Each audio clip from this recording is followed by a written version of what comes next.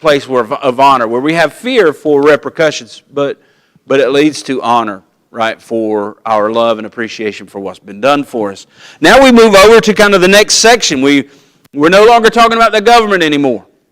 We're leaving the government behind, and we're moving on into a more personal relationship kind of thing. Let's look at the next 3 verses, 8 through 10. Here Paul says, through the Holy Spirit, "Owe nothing to anyone except to love one another. For he who loves his neighbor has fulfilled the law. For this, you shall not commit adultery, you shall not murder, you shall not steal, and you shall not covet. And if there is any other commandment, it is summed up in this saying, you shall love your neighbor as yourself. Love does no wrong to a neighbor. Therefore, love is the fulfillment of the law." A couple of things that I want to investigate before we dig too deeply into this this section of Scripture. And one is mostly when we talk about love, right? And so somebody give me a definition of love.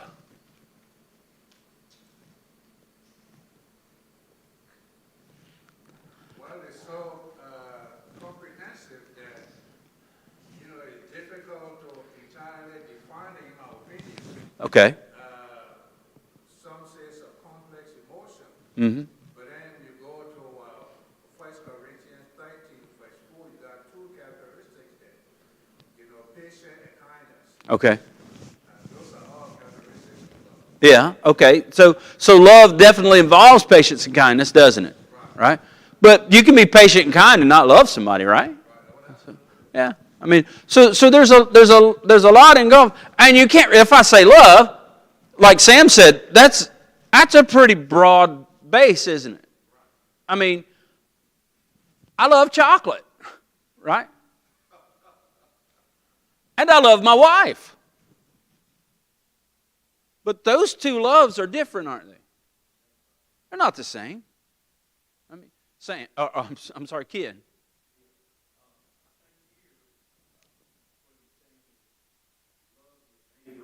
As yourself. Oh, yeah. The best. Whatever is best for him, that's how you should love. Right. That's exactly right. Nobody hates himself, right? I mean, you don't. Okay. I'm getting some of those. I understand there is a segment of the population that has some type of condition that will cause them not. But by and large, generally as human beings, we don't hate ourselves, right? Even when we do things we don't like, when it comes to inflicting self-harm, that's difficult to do. After I had the accident, I was in bed pretty much for 6 months, either in bed or in a wheelchair, and I had to give myself a shot in the belly, Lovenox. You know what Lovenox is? It's a blood thinner, right? And I had to give myself a Lovenox shot twice a day. Do you know how hard it is to stick a needle in your own stomach? The first couple of times, it's right next to impossible because it hurts. And you don't like to do things to yourself that hurt, right? I love chocolate. I hate sticking a needle in my stomach, right? Because chocolate brings me pleasure. Because I love myself. And a shot brings me pain. Now, why did I give myself the shot anyway? Because I love myself, right? And I knew that not giving myself the shot would cause me to get blood clots and would cause me even more danger.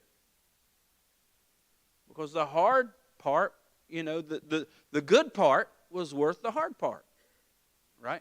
Because I love myself. Love your neighbor as yourself means you're willing to do even the tough stuff to do what's best for your neighbor. That's absolutely right. How do you define love?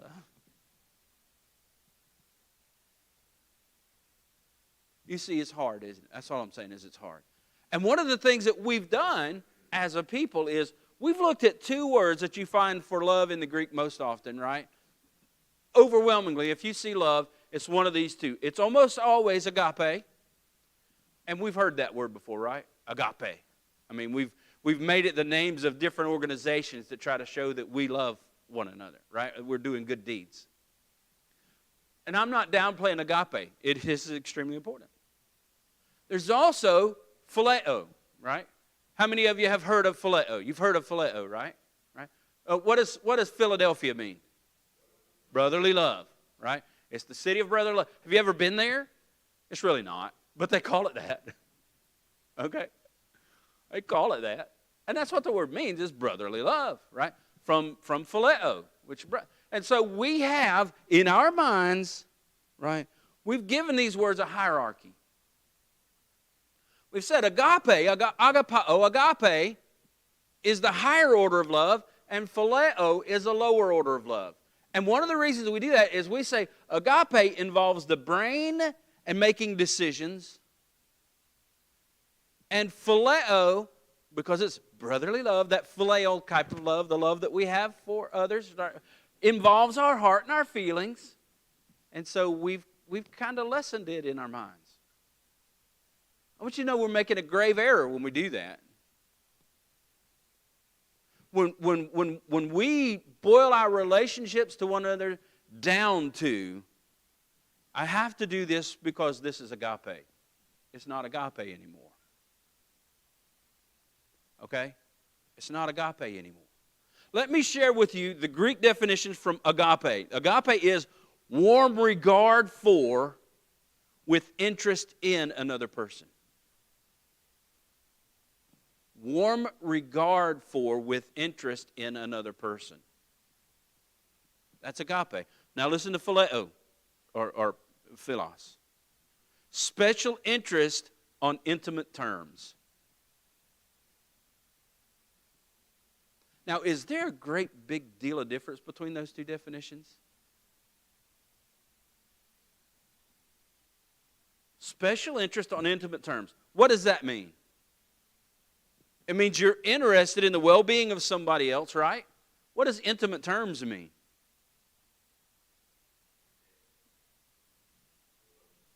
Yeah, closeness. Closeness, right? It means there's regard for you because of your close relationship with someone, right? What about agape? Warm regard for. I mean, what does that mean? It's not a closeness, but it's definitely not just a decision, is it? It's a softening of the heart for another person, right? With interest in this person.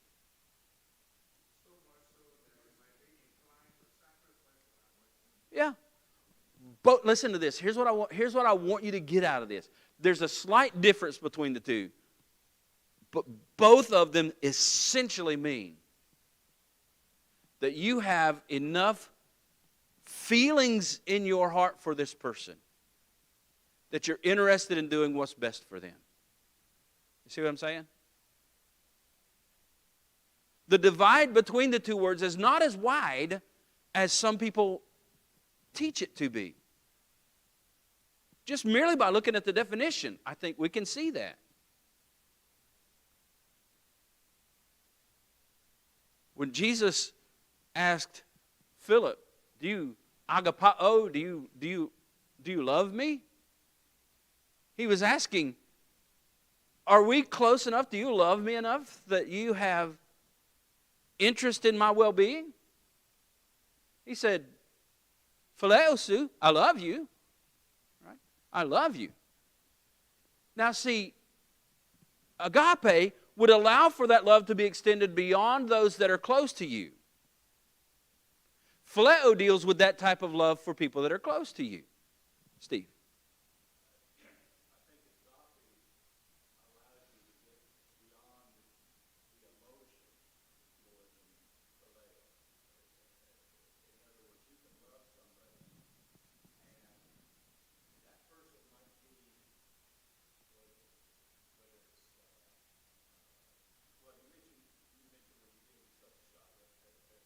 Mm-hmm.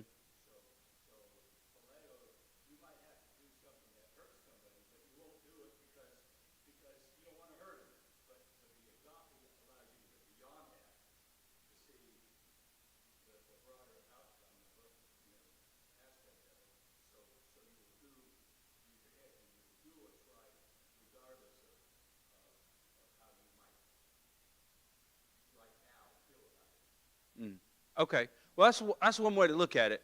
But what I'm suggesting is, by definition, right, warm regard for and interest in, with no relationship to personal intimacy. So you have the love that you have for someone, even for someone that you're not necessarily close to, right? A good illustration of that would be the Samaritan who stopped and helped the man who had been beaten and left for dead, right? What was the relationship between the Samaritan and that man before they encountered one another on the road? No. But did he demonstrate love?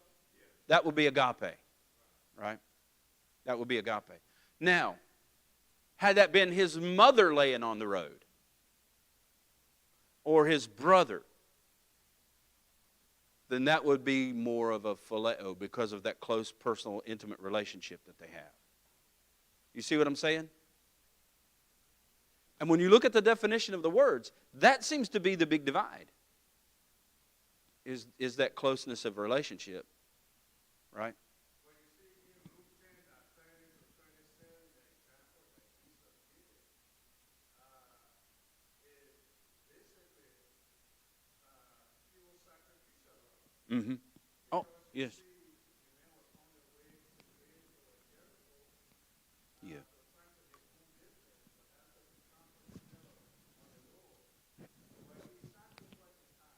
Mm-hmm.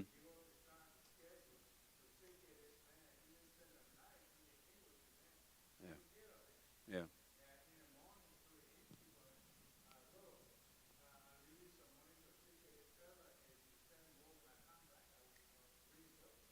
Right. Right. Yeah, and the thing, and we see this multiple occasions throughout the Bible, but that love that he had for this man, that sacrificial love.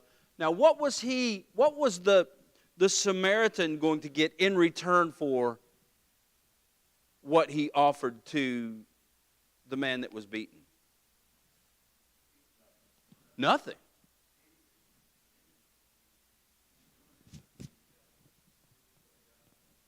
Yeah, he's doing it to please God, absolutely. But one of the key words that you see when you read Luke is the word compassion. Right? Compassion. And so his love for this man was not based on how well he knew this man,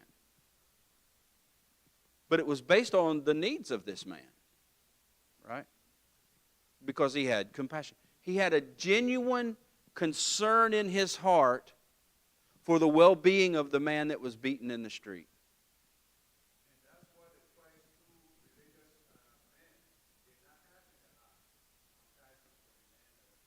Right.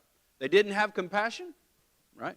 They, by definition, then, were not proper neighbors, right? What else were they lacking? The key word that we're talking about now, what else were they lacking? Love, right? They lacked a proper love for their neighbor. Because isn't that what Jesus is defining in that story? What did he ask? What are the two great commandments? Love the Lord your God with all your heart, soul, mind, and strength. The second is like unto it that you what? Well, who is my neighbor? And that's where this story comes from, isn't it? Right? That's where the story of the Good Samaritan comes from. The man says, who is my neighbor? There was a man who was on his way down from Jerusalem to Jericho, and he fell among thieves, beaten among the robbers. Here comes the priest, and the priest comes by, and he passes on the other side. And then the Levite, in the same manner, as he comes by, he passes on the other side. And then this certain Samaritan comes by, and when he sees him, he felt compassion in his heart. And that's the point. The neighbor is the one with compassion, who doesn't look at other people in any other way other than, hey, there's my neighbor.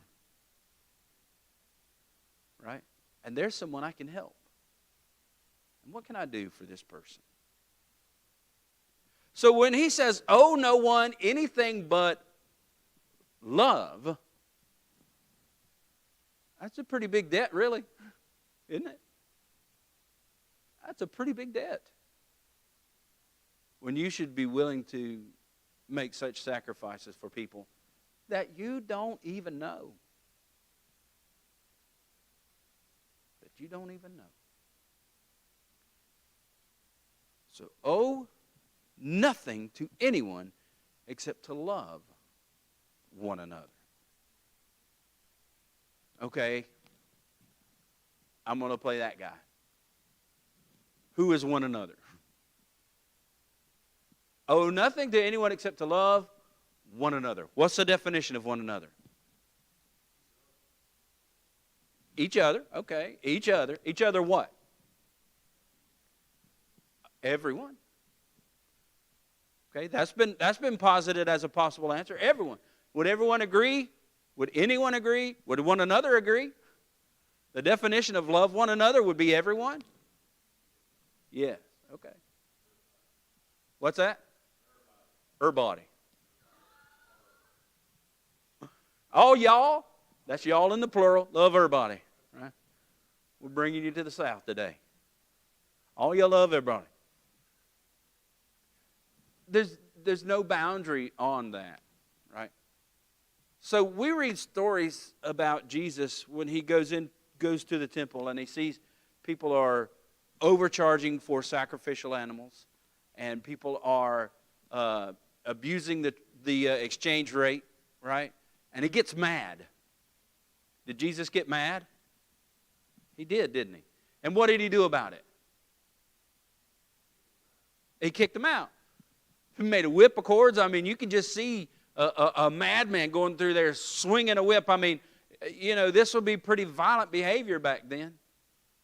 He's swinging a whip at people. He's kicking over tables. He's opening, I mean, he's just, you know, driving everybody out of the temple. One man drove everybody out of the temple. Big deal, right? Can you imagine that scene playing out? What was his motivation for that? Out of love? Love for who? His Father. Love for who else? Everybody. Everybody. How was he demonstrating love for everybody? By driving people out of the temple. What do we usually call that? Jesus did what to the temple? Cleansed. He cleansed the temple. Right? He cleansed it. Because what was taking place in the temple at that time did not represent what God expected of his people.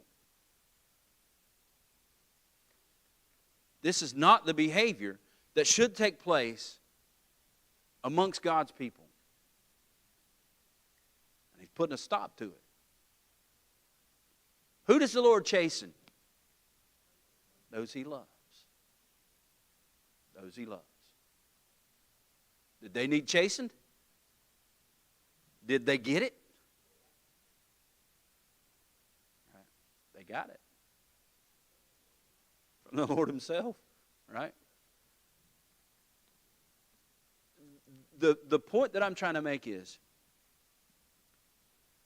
love comes from our warm feelings, our warm regard that we have for one another. Love does not mean always just doing for someone.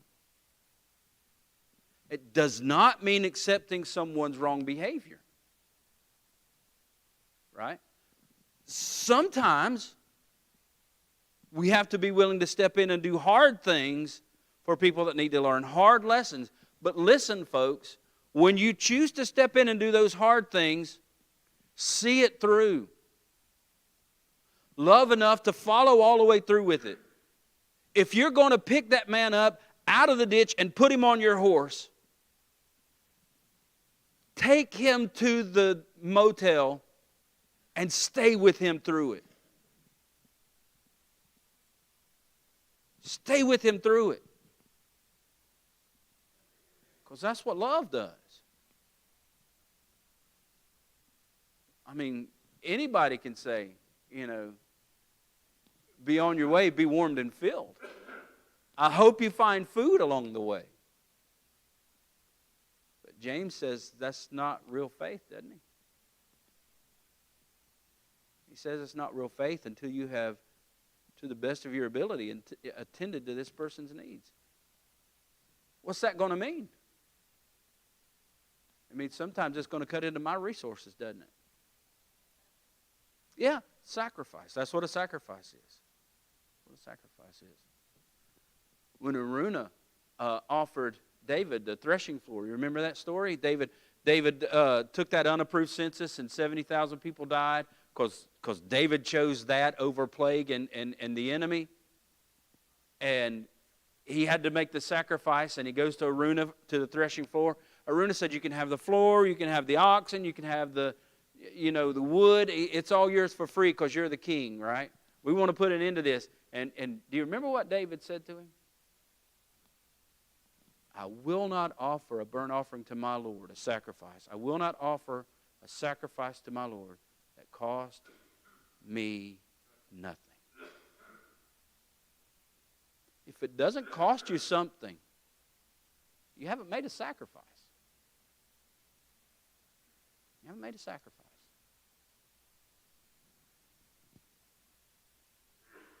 The challenge, too, is, let's say David says, no, God wants me to pay for it. I hate paying for this. I shouldn't have to pay for this. And the whole time, when you hand the money over to Araunah and he comes to grab it and you're holding on to it and he's kind of, tugging back and forth. Because your hand is handing over the money, but your heart's holding on to it. Right? If your heart's holding on to it, put it back in your pocket. God doesn't intend for us to be compelled to such actions, because that's not love. Love is not when we're forced to do something for someone, but when we do something for someone because we have warm regard and special interest in this person. And we do this according to agape to anyone and everybody.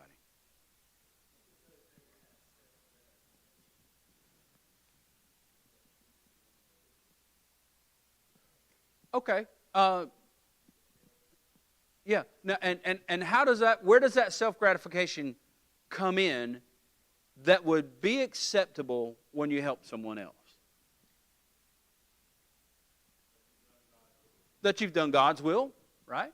I was able to do God's will. God blessed me with this, and I was able to use it in God's service. Okay. How about this? I helped somebody else, and I see them moving forward in prosperity. I see them benefiting from what God has done through me, and I'm pleased for them. I'm pleased for them. I see them progressing, and I say, what a wonderful thing God did for them. It's not good to have self-gratification when you give to somebody and say, boy, look what I did. Well, I feel good about what I just did. You see, because to feel good about giving is okay when you feel good about someone else being able to advance in their life, right? It's the same way. Let's say that I didn't give the money. Let's say that it didn't come from me, but I see someone else, and I don't know how, but someone else has given to this person to give them a leg up to get them started again, right? And I see that. I ought to have the same gratification in my heart when I see that. You see what I'm saying? When I see someone else's life benefiting, then that happiness, that joy ought to fill my. And how does Paul explain that? He says, we weep with those who, and rejoice with those who, right. You see, that's just another way of expressing this type of love that we should have for each other.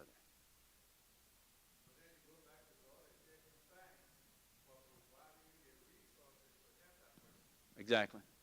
Exactly. Yep. You should be thankful to God when you've had that opportunity for God to use you in that fashion. Absolutely. Absolutely. So owe nothing to anyone except to love one another, for he who loves his neighbor has fulfilled the law.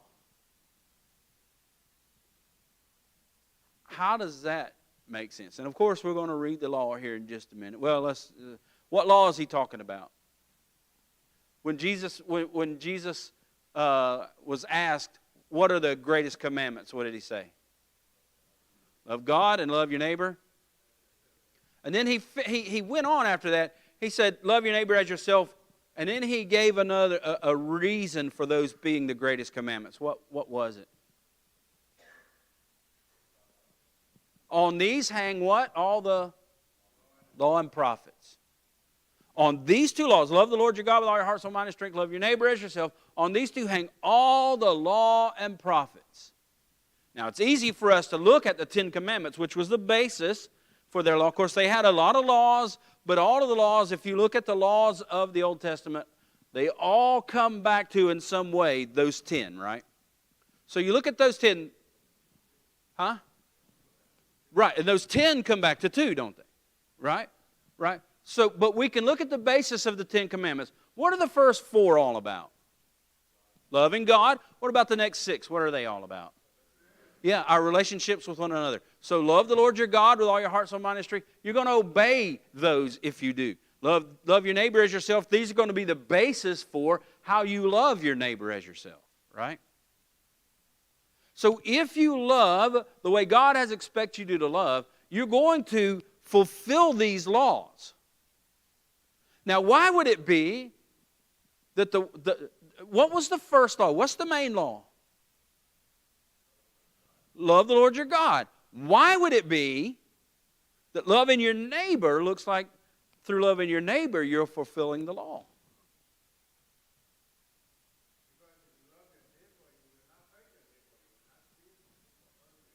Okay. Right. You have to love God first before you can love your neighbor, right? How do we know that? Number one, because that's what we're told to do. The first commandment is you love the Lord your God with all your heart, soul, mind, and strength. The second is you love your neighbor as yourself. So if you're going to do it just by matter of following the rules established, you're going to love God more than you love your neighbor, right?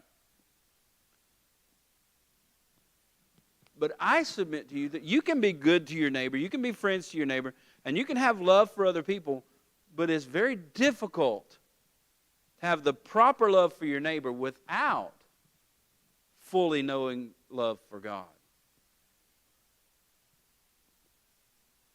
There are some aspects of loving one another that we will not carry out if we don't love God first. There just are. If nothing else, what is the greatest thing in the world that you could give to someone else? I think there's something greater than that, Sam. And Lisa just said it. It's the gospel. If I die for somebody else and haven't taught them the gospel, then they're still not going to be saved at the end of this life, right? But if we live a ripe old age and we both go to heaven at the end of it, then that's the greatest thing we could possibly offer someone. Right. Greater love hath no man than this, that he lay down his life for his friends. Right. Right. Right. So that's the pinnacle of love, but I believe the greatest gift of love is to share the gospel. Right? You save the soul. Right? Because what do we have to fear from those who can kill the body, but not the soul? Right? I mean, physical lives come and go. Even Lazarus, Jesus raised Lazarus from the dead. Is Lazarus still alive today? They had a second funeral for him, didn't they? You know, I mean, they had to do that all over again because he died again, right? Physical death is an absolute reality for everyone. I know it's hard to tell these, 12, 13-year-old kids that. And that's not really where I want to start out talking to a 12 or 13-year-old kid. You're going to die. You know, that's probably not the best way to start a conversation with anybody. But it's the reality, isn't it? Right? These bodies weren't made to last forever. They were made disposable. I don't know how else to say it. They were disposable. And at some point in time, we will put them aside. The part of us that matters is not the flesh. Right? Because there is a part of us that in essence will, not just in essence, in reality, will continue eternally. Right. And that's the part that needs to be our focus. And when we come to that realization, it really is easier for us to have that love for others that we need. Did you have something, Pauline? No. Oh, I'm sorry. Your hand went up like that? Oh, I got arthritis. Oh, okay. So you got something, just not a question. You got arthritis. Okay. Well, I'm sorry for the arthritis. But when we develop that understanding of the true essence of man, right? Because that's not just true for them, it's true for us as well. I don't know how much money you have in the bank, I don't care. I don't know how big your house is, I don't care, because I know it is. And Solomon lamented this toward the end of his life, didn't he? He said, I work for it, and I work for it, and I work for it. Now I'm about to leave it all behind.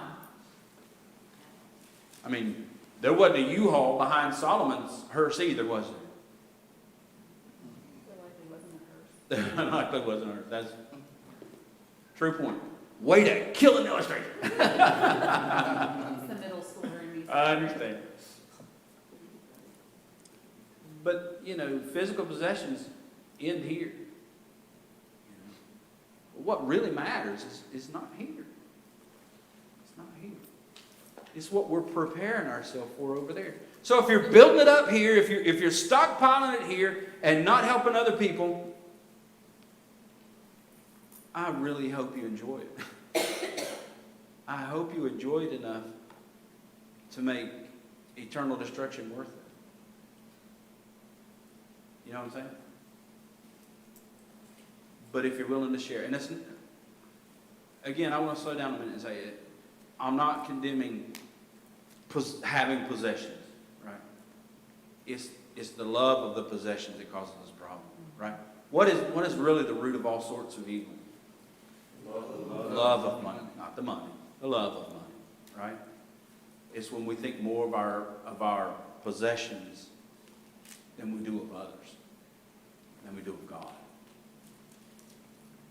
So that's the challenge, and that's what Paul is driving at here. That's the message that he has for us here. Think enough about other people that you're willing to surrender parts of yourself, whatever parts they are, for the well-being of that person. If you think that you would need this to have first of all, a better spiritual life, a better relationship with God, and something on this earth that can help you get to that point, and you have the ability to share that with somebody who might need it shared, do it. Because we have that debt of love. Why do we have such a love debt? Why are we in such debt for love? Because Jesus first loved us. What's that? Because he first loved us. Because he first loved us. We love him, why? Because he first loved us. Right? He had such tremendous love for us that the sacrifice on the cross, folks, that was a tremendous sacrifice. Unbelievable sacrifice. That was a greater sacrifice than any other human being could have or probably would have made. Put yourself in that position, right? But you know, he made some pretty great sacrifices before he even got to the cross, didn't he? Where did Jesus live before he came to earth? Heaven. He lived in heaven, didn't he? How many times, you suppose, before Jesus came to earth did he get hungry? He was spiritual, he didn't get hungry, did he? How many times before Jesus came to earth, you suppose, he got tired? How many times before Jesus came to earth did he ever get his back opened up with lashes? How many other times before he ever came to earth did he have somebody mock him and spit at him and laugh at him? You see, those things never happened while he lived in heaven. But he took all that on so that he could come down here. And what was the end result of him coming down here? We get to do what? Go to heaven. Go to heaven. Which is where he lived before he came down, wasn't it? Right. Folks, if you don't understand what love is, think about what Jesus did. Once you understand what Jesus did, know that that's what the Holy Spirit is telling us to do for each other. In Romans chapter 13, verses 8 through 10. Lord willing, next week we'll look at that a little more.